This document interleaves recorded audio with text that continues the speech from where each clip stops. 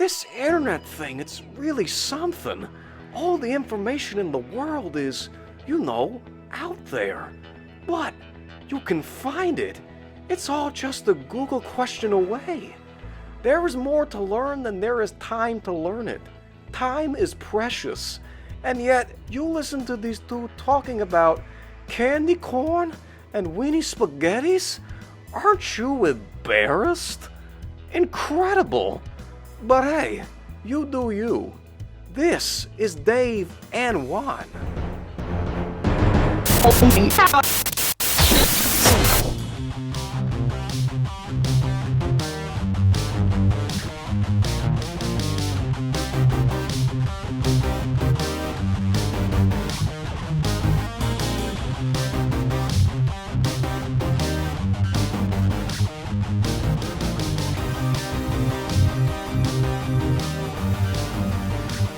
And 3, 2. What comes after 2? 1. Well, what comes before 2? Not in the direction I was going. You see, it's all situational, man. If I was going 1, 2, I'm just logical. Glad one of us is. Hi, everybody. How are you? I'm Dave. I'm Juan. And this is Dave and Juan. Moonshine. Thank you. Thank you. Yeah, let them do that. That's good. That's right. Take a bow. Take a bow. All right. It's not dessert. Well, no. Let's see if it's dessert. Let's see if it works. If it works out at the end, man. Good seeing you again. Oh, yeah.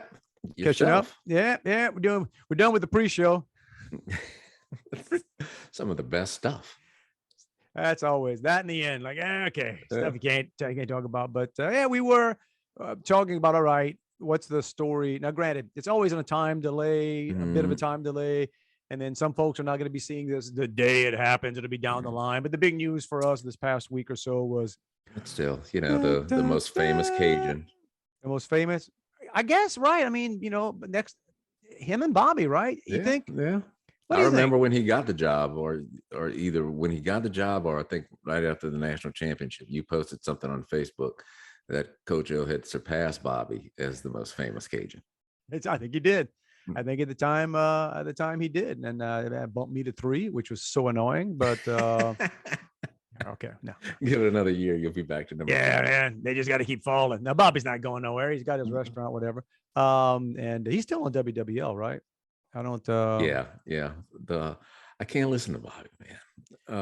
I don't know. I do it out of loyalty.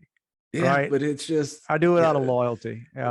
As an interviewer, Bobby, his questions are multiple choice, and he loves statistics. Okay. And then on the pregame stuff, the keys to victory. If the Saints punt less than 2 times in a game, they win 97% of the time. Look, man, you figure somebody gave him that before they went on, right? Somebody's like, all right, Bob, what do you get? And good for him, man. Because who'd have thought, even though we're on, that's not what we started talking about, right? We were talking about the big story was not that, but since we went down that path, we'll circle back to it after. But with Bob is that I just like seeing somebody enjoying themselves. And and listen, if you especially right, we talk about accents and the bayou and everything. If you'd have thought going back in the day that one day the quote unquote voice, and I guess he's not technically the voice of the Saints, but one of the But he's the most well-known, I think, and well-recognized guys who regularly cover the Saints. Was going to be Bobby, right? And it's not like he took a lot of diction classes, right? It's not like well, this is what I say. People make we've gotten comments about y'all don't sound Cajun. How much or how thick must his dialect and accent have been in the 70s? The fact that the dude hasn't lived on the bayou in decades, and man, he's still. It doesn't. Well, I always tell people that Cajun accent is like a tattoo. It as it may fade, but it never goes away. And some people it does it. But look, same thing, right? We're fortunate enough, you still have your dad, I still have my mom, and we still family and stuff. So when you talk, it's not like you're totally unplugged. No. So, right. I mean, I get off the phone with her, and my wife can tell. She could like, who you talking to? Man, you talking, you got flatter and flatter as you went on. But it's all good. So but enjoy. I was after a Saints game. I was in we were in New Orleans a few years back. We haven't done it since COVID crap, but we would go every year, one weekend, spend the whole weekend in New Orleans with friends and catch the Saints game. And it's always a blast. It's one of my son's favorite things to do all year. And then after one game, whatever year it was, we went by whatever the place was, the post game, where Bobby and the radio crew, whatever, they were set up in, was it an oyster place or something? It was the same place I think it moves. Right. But anyway, same place every week, but it just depends who sponsors it. Where it but is yeah, we walked in while that was going on, and my kids were young at the time, and they were impressed that I knew that guy, And come on, survive, Bobby. Yeah, I might have. Well, that was the radio that cut me off at that time, but yeah, he was. Let's put it this way: he was already having fun. Yeah, I think Bobby has fun before the game. I don't know. I'm not saying, but this was in, it was in an establishment after the game, and they were live on the air. Yeah, he got thrown out of the press box at LSU a couple of years ago. Hey, man, rock and roll. Look, having fun and cheering. But to me, look, that's Cajun, which gets us to this. The big story was Coach O, right? The announcement that Ed Orgeron is but that, what, this is such a Bayou thing too. Man, but I'm going to finish the year, me. All right, I'm going to go, but no, I'm going to finish this. I'm going to finish, and then don't take, I'm going to take my money at the end. You pay me. Yeah. Don't make this. But yeah, I mean, and so somebody joked with me and said, "Would you leave a job for $17 million?" I said, "Dude, I've had jobs that I'd have left for $17." That's right. Would you have left your job for 70? Yeah. It's the whole reason you get it. Listen, I thought about that line too. It doesn't always end well, but it doesn't end well, but that's why it ends, right? I mean, nobody, like in coaching, man, and you don't. But look, that said, good grief, you know who's the least upset about this? Ed Orgeron. Yeah. I mean, granted, I think he's, I guess a part of him is like, well, it'd be great, but man, you talk about stepping out of the fire, like stepping out of all the life gets just a lot, and with a boatload of money. You got all the money you need. Yeah, you can do whatever. That's the way to go. You can do whatever the heck you want to do. If you want to get involved in football again, if you want to do whatever, fine. If not, you're never going to have to buy, as he said, a hamburger. You're never going to buy a meal or a beer anywhere in the state of Louisiana.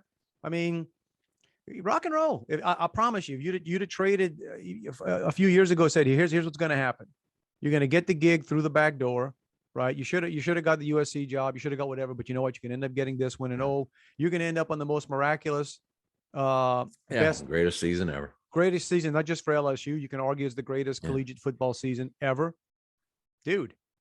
Well, and you're gonna hang around, make a bunch of more money, and then they're gonna give you a big lump of money on the way out.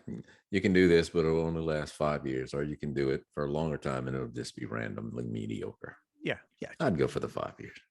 Rock and roll, man. And the 17 million on the way out. There you go. But and the annoying thing to me are the people that somehow, and it's idiot sports writers, because most of them are such losers, such losers, that now they want to rewrite stuff, and they want to pretend like he really didn't play a big role in, right? I'm sorry, guys. I read a guy, and he's I guess he's involved in Arkansas. I was online. I shouldn't click on this stuff, but whatever. It was, talking about, Ed struggled when there were no adults in the room. Okay. Yeah, I just shared that thing on Facebook. I saw that. Did you? I hate that guy, man. I guarantee you that guy that wrote that can't catch a fastball. I guarantee you that guy can't bench press 100 pounds. I guarantee you that guy has never been in a fight in his life. I mean, I hate these people that just that go after, right? I almost made comments on that. I almost said, man, nothing a beta male hates more than an alpha,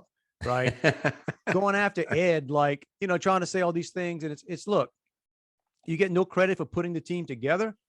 Like, he made those hires. He made those hires. He got Joe Burrow here. He You saw Joe Burrow's comment about it, right? Yeah. I mean, so look, people are who they are, and everybody's a flawed human being, right? Yeah. I mean, But everybody. he didn't. It's not like when Les Miles came to LSU and won a national championship in a couple of years, a lot of people said that was Saban's team. He just won with Saban's guys. These were Ed's guys, and 100%. Yeah. 100%. And so anyway, there you go. It's been a great ride, and it's been beat to death, and we're just sort of obliged to opine. That's right, bro. When you're from the Bayou, you got to talk about that. Right. South Lafourche. You got to talk about your own. South Lafourche exit stage left, man. But yeah, he's gonna have, he's got hopefully got a great life ahead of him, a great wealthy life ahead of him, and doing what he wants to do. But yeah, now they're gonna talk about who they're gonna get to coach, right? Who's gonna be the next? Some people are delusional. I got news for you. And I'm not like, we're Nichols guys. Okay. So it's not like we don't bleed LSU like some of our friends, but we have people but some people are delusional, but most college fans are, right? Yeah. It's, I don't know who they're going to get, but it's not half of the people on that list for some reason. And it's not because of anything else. Alabama can pretty much get who they want. Yeah. They just can. And, and they're not near the richest school in college, but it's and of course, Saban, whenever Saban goes, I'd be curious who wants to follow him. But you look, before Saban, Alabama had dropped for years to just being a mediocre school. Right. Yeah, true. Yeah. I can see that, but they can tend to. So somebody, it's a legacy of championships. And you got the other schools just have a ton of money. But we're not getting, what's his name from Clemson? He's not coming here. I like him. I do too. I mean, Dabo, I think Clemson's peaked. I think he'd be. Yeah, they've had a bad year. It'd be good to have him in the SEC. We're going into areas that I'm sure people are like, all right, man, talk about a weenie spaghetti, guys. That's spam. Yeah, I don't do the spam, but I've gotten a ton of comments about potted meat since that. Right, I'll tell you that since that potted meat episode, man. I get people making comments and jokes about potted meat. We're getting I was getting suggestions on what to mix it with, what kind of crackers it goes best with. And here, I'm not gonna lie, I haven't had potted meat in a long time, but I got to buy some. I don't even think about it when I'm in the. It was a staple. It was a staple growing up. It literally was. That was sort of the go-to. There's nothing in it. Some white bread and some potted meat, bro. That's it. But I'll tell you what, though, something else on that list that not nearly as disgusting to me. That this week popped up in my office. Bit of honey. No, dude. Yes, tearing me up some bit of honey. How'd you get some bit of? Somebody brought some? Like a drawer at the receptionist desk with candy in it. You read the candy drawer. Yeah, and so I said, "But what is this crap looking candy?" And I said, "Oh man, freaking bit of honey." I done stepped into it. I also thought about you this week. It's not for a go. I mean, it's not. It's funny. Nothing personal. It's a conversation we had. But I was going on a walk a couple of days ago, I guess. One of them worms, man, in the middle of the sidewalk. I took a picture of it. I'll post the picture up there. No, it was, I tell you, and same thing. And I can't believe I'm out there. Thankfully, nobody's around me talking to the worm.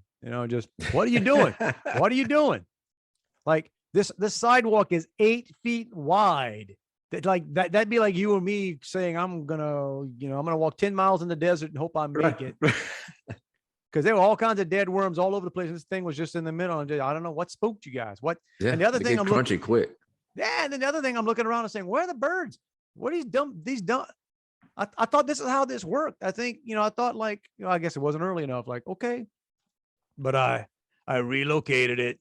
Yeah, well, good on you, man. But I always think that, I always figured probably as soon as I put it down, there was something in the grass. That some frog said, yeah. That was the worm, the bird. Thanks, Dave. We even had, I noticed the other day, bird droppings right in the front of my front door. Okay. And I'm sitting out and I'm looking around. I said, is there a nest up there or something? Or I didn't read I knew it was droppings. I wasn't sure it was bird droppings. And it's like, oh man, could that be like a mouse or some other rodent? Then finally the other night I looked up and there's not a nest. but just on about a 2-inch ledge, there's 3 like little sparrows that just sit up there every night and take a dump and crap right over the ledge. So now that's my thing. When I go to bed at night, I go lock the door and set the alarm, and I turn the light on to see the birds. And they're always hanging out? Yeah, just sitting there. Now, this is what scared me, is because they seem to be comfortable enough that if they're there when you get home, they don't fly away. And so I'm worried that I'm going to open the door and they're going to fly in the house. That's fun. That happened. Yeah. So once, I can go back, it was 20. It's funny. Some things happened 25 years ago that you can remember.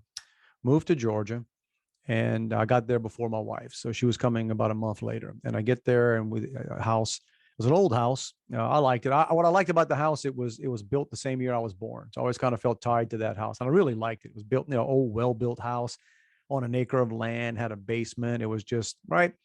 But, it's a new house. For us, right? For me, I'm there by myself in the country.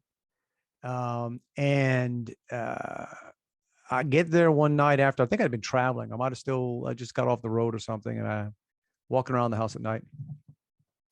And we had a chimney, fireplace that apparently didn't have a screen or whatever. Didn't have a screen on top or whatever. So I walk in and turn a light on in one of the rooms, and at the time I thought it was just a big old bat. Just starts flapping. Oh, wow. Going crazy. It turned out it was a bird. It was some kind of bird. They say they hang out in chimneys, and I had no idea, bro.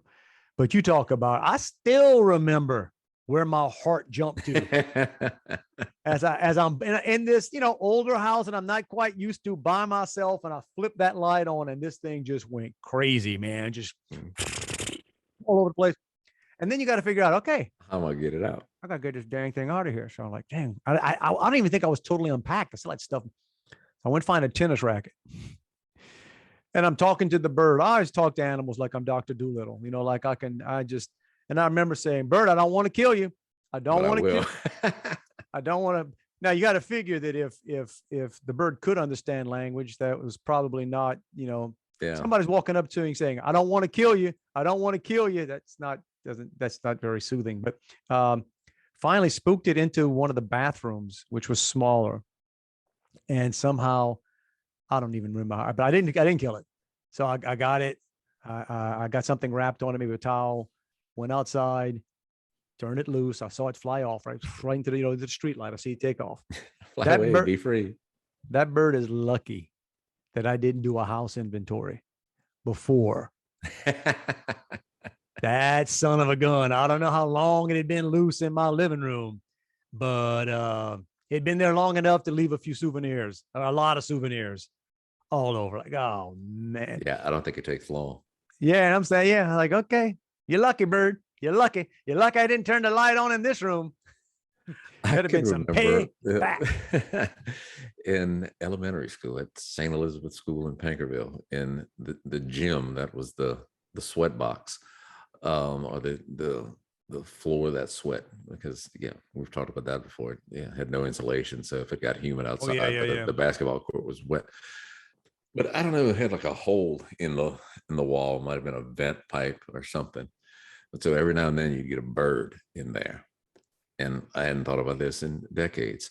But so somebody would take the big mop that you swept the gym floor with and hold it up on the to block the hole. And then everybody else would throw stuff at the poor bird as it was flying back and forth in the gym, driving, going crazy until the thing probably just died of exhaustion. That's a happy ending. There you go. Pankerville. Ladies and gentlemen, Pankerville. Look, who can judge? There were teachers around? Were teachers around when that was happening? Yeah, probably. See, that's where you kind of figure an adult would step in and say, yo, I'm, again, Pankerville. Look, I don't know if I told this one before, but neighbors. Well, not close neighbors. A close by neighborhood, but a guy that used to. They were in scouts with our kids, and good dude, interesting guy. He was, I think he was an engineer, super smart guy. And then eventually, I don't know if he burned out on that or didn't feel like doing it or wanted to take a break. But he was also like a crazy outdoorsman. And he would go on these hunts, and he became like a guide, and they'd go hunt elk and stuff with bow and arrows. I mean, wow. It's with these kind of hunts where they would stay, quote unquote, on an elk for 3 days. Yeah, crazy. Well, that's what you're dealing with. So yeah, he was probably bored on Boy Scout campouts because first time I met him, no elk there. Yeah, I didn't know this guy from Adam, man. I mean, my kids were young; they were probably still in Cub Scouts. This guy walks up to me with a tray, basically sticks it in my face, says, "Hey, man, try this." I'm trying to just fit in, like, all right. And I just take this little chunk of meat he gave me that he grilled at this camp out, and it was really good. He said it was elk. I was on the last hunt I was on. Oh God, okay. what did I? So you start thinking, what did I just eat? All right, good. But this guy talking about the birds. Here's my favorite bird story. He'd park his truck under his on his driveway, and he had a tree, just like we all have trees, and typically have branches that go over the trees, and he had a couple of doves. Doves are the dumbest birds in the world. I mean, they are just the dumbest birds in the world. And a couple of doves that would hang out on the branch over his truck and take a dump on his truck all the time. And he got annoyed with it. He probably lasted a few days, right? And he kind of shoo him away. And he got one morning, and you see the hood of his truck's all full of dove poo. Went inside, got a pellet gun. This is early. Took him out, cleaned him. That was breakfast. That was breakfast for his sons before school. I'm like, man, you are that's an honorary Cajun. That guy, he's not Cajun. He's I guess I don't know what state he's from. Woo, man. Like that's payback. Oh, you can take a dump on my car? Yeah, not gonna just kill you, but I'm gonna eat you soon. Breakfast. Yeah, soon. I mean, they never were refrigerated, man. They probably went from taking a dump on his truck to his son's stomach within 2 hours, man. And then just, there you go. And this concludes the culinary part of the animal kingdom. From potted meat to fresh dove. Eating those morning doves.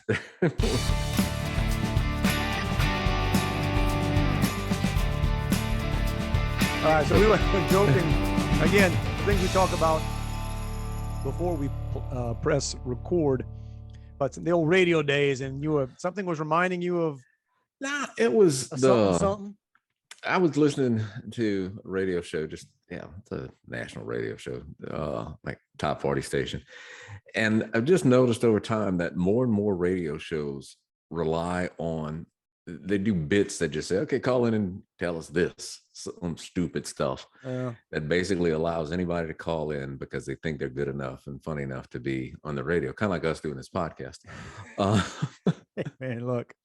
But it's, I've said before, I get what I call secondhand embarrassment. And it's like, I've got to turn it off because I just find it so cheesy. We need to compete. Awkward.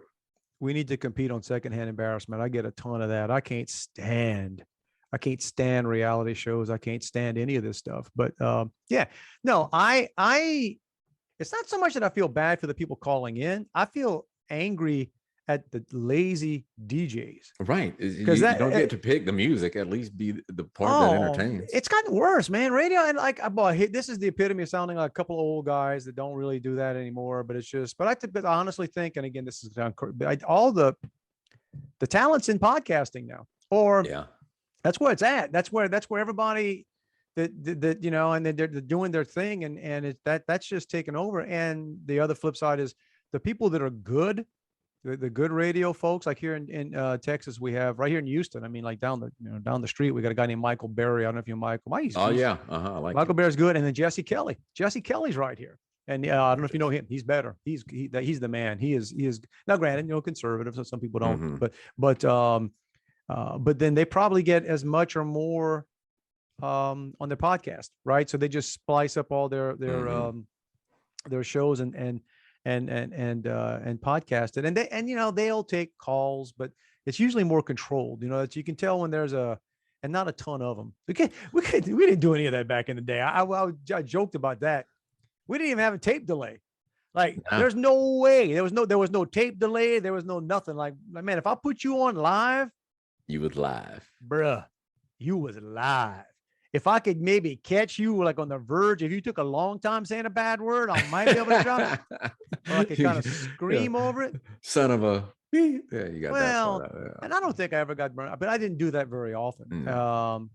There's a guy I got to look up, and I hope he's still around. I don't know if he is or not. And I remember Troy. I forget Troy's last name now, but he's a guy he was a cool dude. He used to call up all the time, and I like putting him on. He would do the working man's weather report. He worked at a gas station down there on LA1, and I forget how I met him, but he's a couple years younger than me. Good dude. And so I'd call him up in the morning sometimes, and hey man, and I would tell him, hey, look, bro, don't curse. I'm trusting you to go live. And to his credit, he never did. And he'd walk outside and tell me what it felt like. He'd be like, man, oh, it's you better put on the deodorant today, bro. It's sticky already. It's hot and sticky out here. It feels like it's gonna rain. I'm just saying, feels like it's gonna rain. That was no. See, that predated the Weather Network, man. I tell you what, right now, I would tune into somebody that was having some dude walk outside at 6:30 in the morning and not even looking at an app saying, yeah, I don't feel, it's kind of sticky. Or sometimes, oh, it's nice. It's nice out here today. Oh, it's brisk. It's brisk. Yeah, he was a good dude. I don't know if he's, like I said, I don't know if anybody knows if he is. Let me know. I'd love. Tell him to call us up and do the weather. I'd love to reconnect with Troy. He was a good dude. But yeah, that was it's odd. I think people just don't realize how much, and maybe they do, I don't know, but just how much of the radio stuff now is pre-produced. I mentioned this to you before. I've got some friends who do a morning show, and it's here. They're good people, good show, and it's on in a number of different markets. But from time to time, they'll do like a question of the day type thing, or not. It's get people's reaction on stuff. And they'll call me the day before, text me and say, hey, you around? Can we call? I'm like, yeah, that's fine. And it's basically they want something in the can. So so they're not doing that nobody's calling type deal. You don't want to look stupid. They do that. They do that on there's like Zoom conference calls a lot. And every now and then I'll get that live somewhere. And it's just because the conference people, I don't know why they think questions are going to help, right? Because I always say, well, do you leave time for questions? And I think some of them freak out when I tell them, no. It's like, really? No. When I'm done, I'm not going to drop the mic because that's cheesy. But I'm not hanging out for questions. I've said all there is to say. Pretty much done, guys. And here's why. It's not that I don't enjoy interacting with folks. It's just we talked about this. It's understanding what your job is and understanding what your goal is. Whatever it is, right? That's the thing I tell people. Whatever your job is, figure out, okay, what's your job? Can you do it well? And how do you leave? Like, what makes it better? What makes it? I'm never going to forget a line Jerry Seinfeld had about being a comedian. And he said, the hardest thing for comedians is to know when to get off the stage. And he said, because you got the crowd going, you got them going. And then it's so good, you want to just hang on and give it a little more. And you basically work it to where it's not.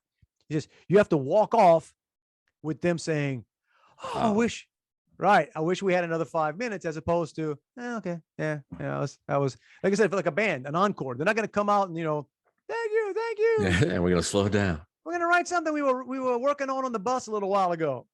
Doesn't want to do that, so anything, when you get a presentation, if you're doing it right, you end on whatever note you want to end on. You end on the message you hope they're going to take, and ta-da. If you then stand there and let any, because anybody, again, it's not like you don't really want questions. And my thing is always, I ain't going nowhere. Y'all come find me. We'll sit in the corner and talk all you want. But when people start asking, because it's a 75% they control chance. The conversation, and you sit here and say, if anybody in this room can control the conversation, why are they paying me? It's a 75% chance it's not going to be a relevant question, or it's going to be a dumb question. And what happens is other people in the room get annoyed by a bad question or a redundant question or somebody who just really wants to hear themselves talk. And don't get me wrong, that's coming from me. That's a lot, right? But yeah, that's my line too. I use that one often. It's like, man, look, everybody's got a story. I'm gonna tell you a little bit of mine because I'm the guy standing on stage. I mean, there you go. When it's your you turn, want to tell yours, you get a gig. Well, no, I don't know with that attitude. It's just like, hey, everybody's got a job right now. My job is I'm the guy with the mic. So yeah, here's what's good for you. I'm the only one in here that can't go to sleep right now, right? Because then you would notice everybody else. That's another thing I tell people all the time. It's like, man, look, I don't get paid for you to stay awake.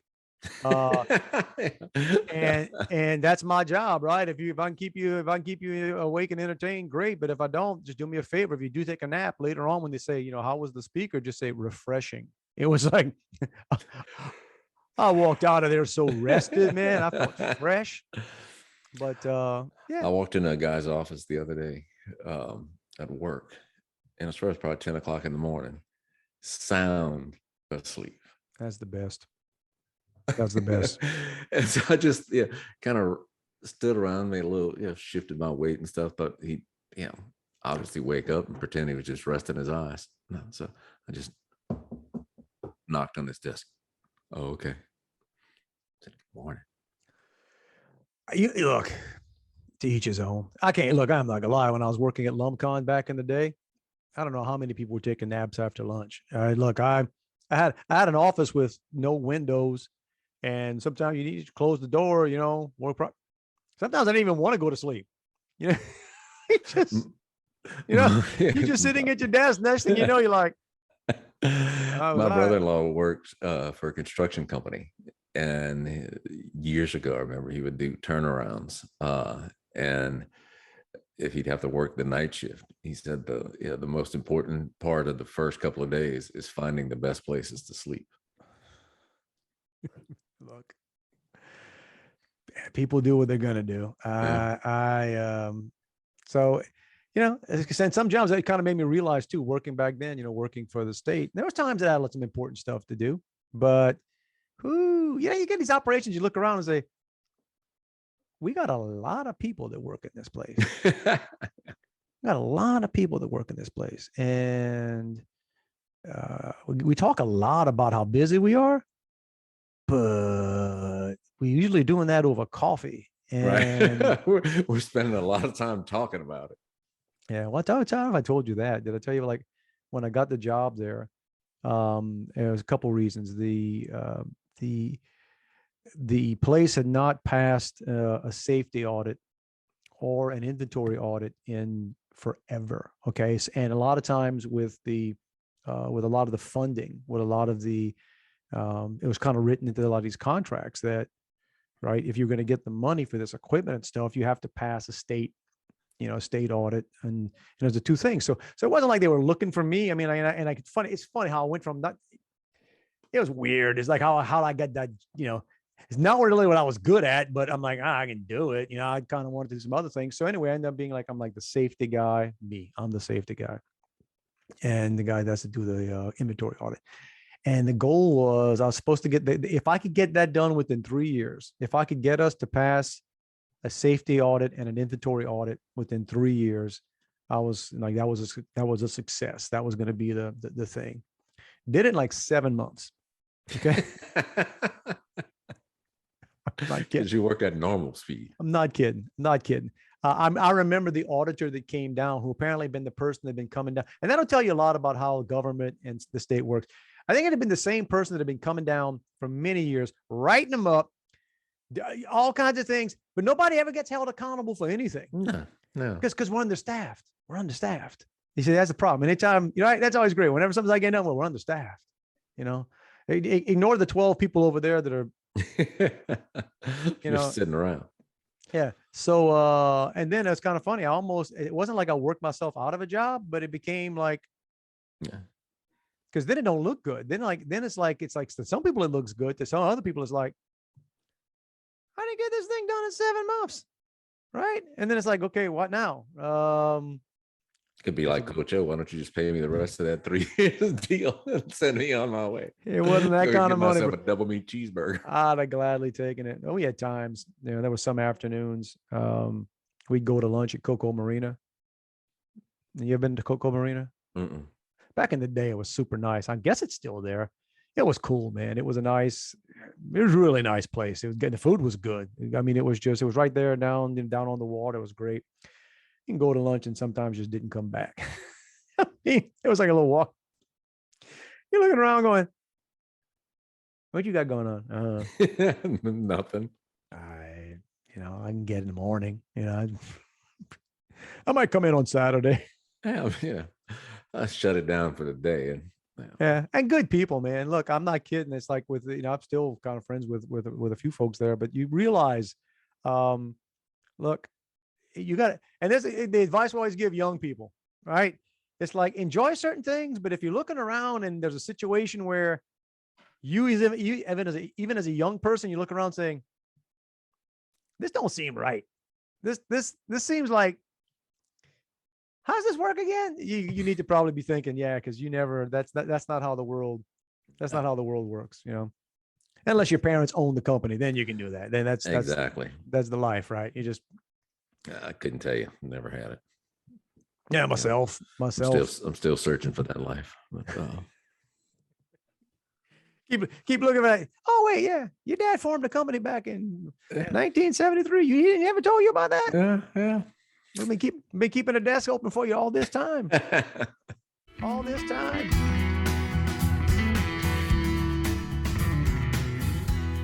So interesting. Every now and then you get into conversations you don't really plan. And so my youngest is he comes back from work doing stuff, goes to the gym, and he's back doing whatever. And then so we just ended up, him and my wife having a conversation. And it's, it's that generational thing where you don't always have these conversations. So I'd like to be part of the conversation, but I don't want to be part of the conversation, because if I kind of step in, it kind of changes the dynamic, and I'm glad they're, so I'm doing stuff and I can hear, and I'm just waiting. And it's something I do to do something anyway. There came a time I sort of got involved. We were talking about work, and, I'm throwing out some different kinds of advice, and as is my wife, and I forget how we get into what part of the conversation we get to. And I guess he was feeling comfortable enough to like take some shots and make jokes. We sort of like, kind of started ragging on each other.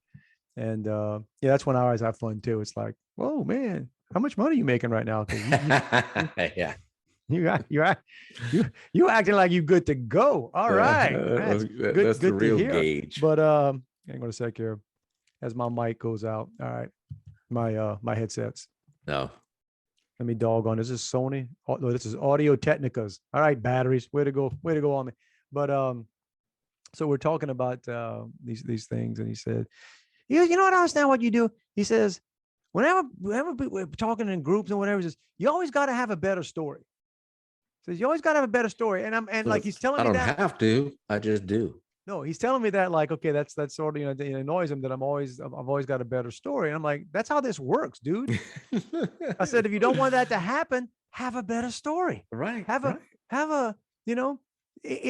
that's how the game is played. It's like, oh yeah. I that's just, here's what doesn't work in the world. Somebody doesn't just say something and everybody goes, oh yeah.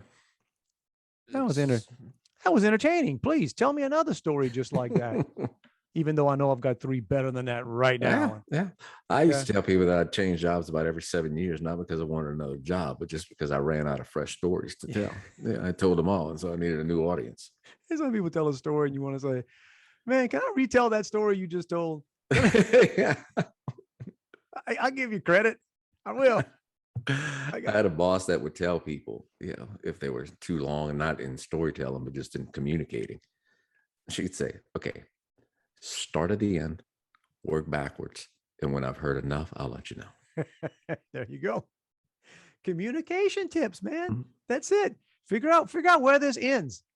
That's the other thing too. Just, okay, and look, I'm guilty as anybody else. I used to joke about that when my dad was, and we do it here, but okay, we have fun with it. We end up going down, side trails. My dad was that way. My dad would start on the story, and sometimes for him, you'd have to say, okay, I'm going to put a pin in this right here. So I can remember. We'll put a pin in this to kind of circle back to it. Or then sometimes you would forget and you'd be 5-10 minutes in and it was, irrelevant stuff. You're talking whatever. And then it'd be like, but that's not what I was talking about. What are you talking about? All right. I kept his mind sharp, man. It kind of was.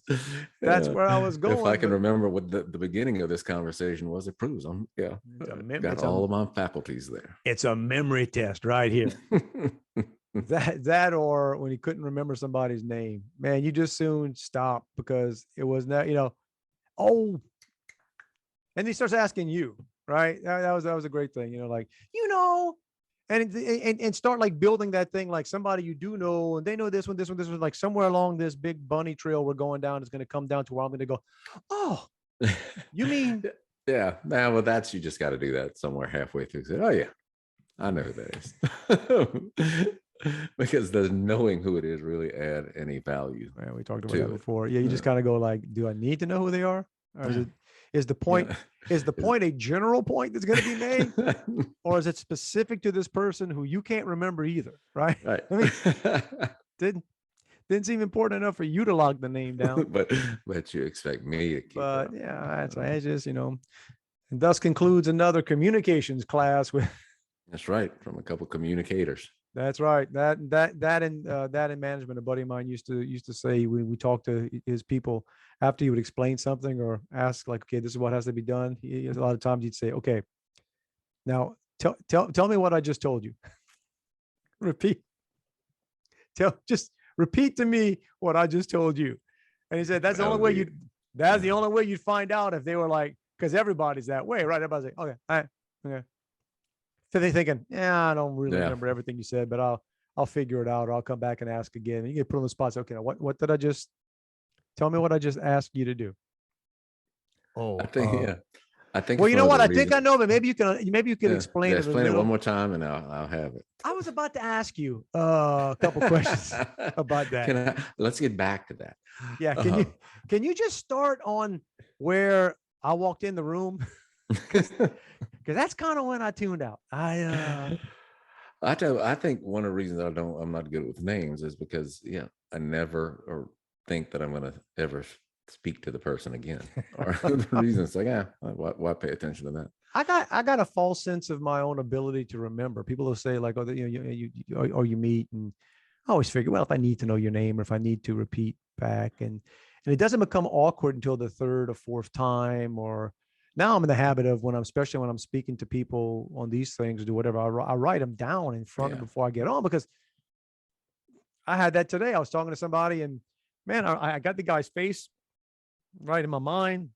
I'm talking to one of his people and it doesn't come across well when you say, yeah, the dude. Yeah. You know, that guy, that guy the guy that's putting all this together, that guy, Yeah, and thankfully she said his name and I went, write that down. Okay. And then reference it many times after that. Yeah, well, that's what you're supposed to do is always say it, but forget that, just like the name. Dude. Yeah. Bruh. What's up, bruh? What's up, bruh? What's up, bruh? What do you do for women? Oh, I don't talk to women. I'm not allowed.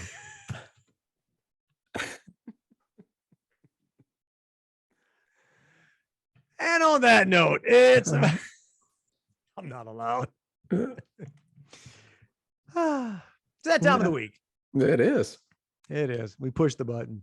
Let's see if any of it actually stuck to whatever I don't even know how these things work. You know that? It's magic. The magic. A's and O's, or whatever the digital. The ones and zeros and ones and zeros. There you go. It's up in space, and then it says we're going to compile it for you and put it back, and there you go. And you just say, thanks. You just push the button. Anyway, it's that time we do that. This is fun. We love having you here. It's always more fun when you're here. If you don't want to, we love to hear from you. If you don't want to do it on social media or commenting on Potted Meat or whatever the story is, on the Juan gets to read them. If you can reach us directly at Dave and Juan at protonmail.com. Mr. Semino, Check us out on Facebook, on YouTube. Subscribe to the YouTube channel, where you can not only hear us but see us. And what more of a joy can there be than that? Man, look, or anywhere and everywhere where you can listen to podcasts. And I also realize, if you're listening just to the podcast, especially on Apple Podcasts, which is one of the places we are, there's a setting on your phone that you could speed up. Man, don't do that. Yeah. You could, if you don't have much time, just put it up to 2 times, and you'll get this barely makes sense in regular speed. I know my wife, she does that. My wife listens to stuff and I'm like, man, you listen to Chipmunks again? What's going on? Yeah, no, I can't do that. But so much for I did have a friend, before I read off the list, old high school friend Blaine sent me a note the other day. What up, Blaine? That he listens to us every weekend on Monday nights and enjoys it thoroughly. So Blaine was like, quarterback, superstar athlete in high school. So I'm not even sure how we hung out together, but all right, Blaine. Yeah, somehow we did. But anyway, we are on Apple Podcasts, Spotify, iHeartRadio, Google Podcast, Amazon Music, Pandora, Podbay, Listen Radio, Walmart. I don't know where else. Walmart. I don't know. I got Walmart written on my list here for some reason. You probably started to make a shopping list and just forgot about it. That would be cool. I'd like to be on the Walmart recorded thing sometimes. Yeah. David Juan podcast coming to you live. Why not? Yeah. Coming to you live in the automotive section of Walmart. Yeah. And clean up on aisle 3. Clean up on aisle 3. What up, bro? Aisle 4. Pull your pants up. Aisle 4. Pull your pants up. All right, everybody. Speaking of pull our pants up, it's time. That doesn't make any sense at all. No, just pull it up and get out of here. I'm wearing pants. I'm as far as everybody knows, I'm wearing pants right now. Anyway, hey everybody, have as fantastic a week as you possibly can, and we hope to see you again next week, Mr. Semino. What time? I think we're gonna go for 6:57 just to change it up a bit. 6:57 next Monday. We'll look for you. All right, everybody. Have a good one. Love you, buddy. Back at you, Maine. Dude, when my boys were small, they would freak out if somebody just dropped the F word. Like, because I would, they said, shut, it's okay, Papa. Don't say nothing, Papa. Because I would turn and say, I'm going to go ahead and give you the benefit of the doubt that you're intelligent enough to come up with a different word in front of children. And then they get in my face and say, hey, I'm not, I just said, I thought you were smarter than that. So, maybe you are. And you maybe you're not. Have you ever seen me outside the Iron Horse that time I put my pink Converse upside that guy's head? Bruh. Apparently, you don't know who I am. Some people, or at least who I used to be. Some people go to the car to get their gun. I go to the car to get my pink Converse. You see me with the pink Chucks? Yeah, it's over. Man, you need to start thinking to yourself, I wonder what those things taste like, but don't think for too long because you're about to find out.